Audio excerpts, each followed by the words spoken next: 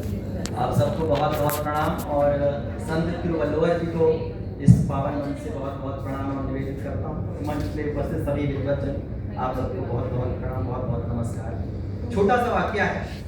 Algu sir का मुझे mail प्राप्त हुआ था, हालांकि कॉल पे बात तो कभी नहीं हुई थी। मैं बहुत ही संकोची व्यक्ति हूँ, बहुत ही शर्मिला की डायरेक्ट जाके किसी से बात कर पाऊँ, और जो विद्वज्जन होते हैं उनके सामने तो बहुत ही ज्यादा संकोच लगता है सर, कैसे बात करूं। इतने बड़े विद्वान और मैं नौनिहाल जो साहित्य क्षेत्र में अभी पहला कदम रखा है, छोटा सा बीज है, फुटक रहा है और बड़ा पुष्प होने की कोशिश कर रहा है।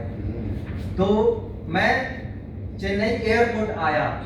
मैं आज तक दक्षिण भारत की यात्रा नहीं किया था। मैं सिर्फ आने से पहले इतना गूगल किया, इतना सर्च किया, पूरा रिसर्च कर डाला, इतना शायद शोध वाले नहीं करते होंगे इतना मैंने चेन्नई के बारे में और CICT के बारे में गूगल कर लिया था। मैं चेन्नई आया, मुझे फ्लाइट में एक लड़का मिल गया था, वो हरियाणा का था और इंजीनियरिंग कर रहा है किसी विश्वविद्यालय से चेन्नई में, 4 साल से कर रहा है। और यहाँ रहते रहते उसने 60-70% तमिल सीख ली है। उसने ऐसे किताबों में नहीं सीखी, बात करते करते, कभी ऑटो वाले से, कभी अपने सगे संबंधियों से बात करते करते तमिल सीख गया।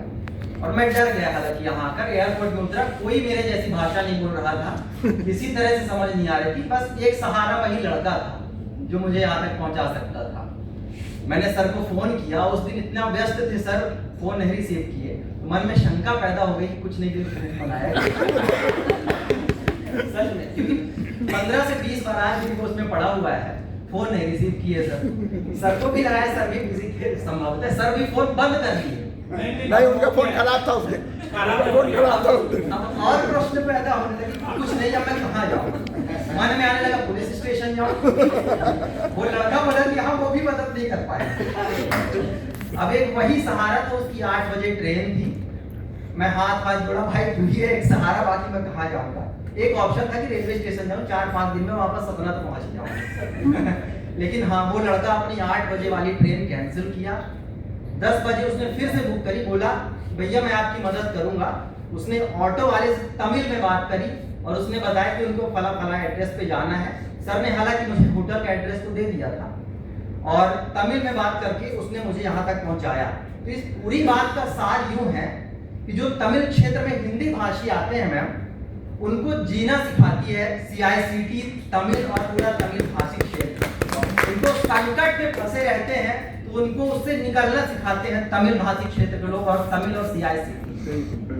और यहाँ आकर ये पता चला कि सिर्फ यहाँ के लोग नहीं सिखाते, तिरुकुरल ग्रंथ भी सिखाते हैं कि जीवन जीना क्या है, जीवन कैसे जिया जाता है और जीवन जीने का सलीका क्या है, वो तिरुकुरल ग्रंथ सिखाता है और पूरे महान भाव सिखाते हैं। चलिए अब मैं वाणी को विराम देता हूँ और आप सभी महान भावों को बहुत बहुत प्रणाम करता हूँ, क्योंकि उम्र में सबसे छोटा हूँ मैं, यहाँ सबसे छोटा।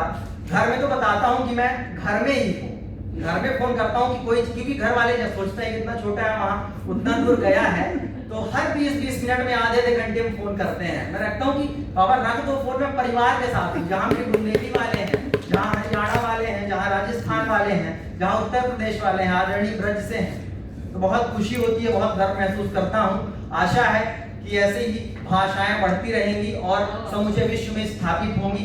तमिल उत्तर साइड भी जाएगी, उत्तर भाषाएं जो हमारे साइड हिंदी बोली जाती है वो इधर भी आएगी।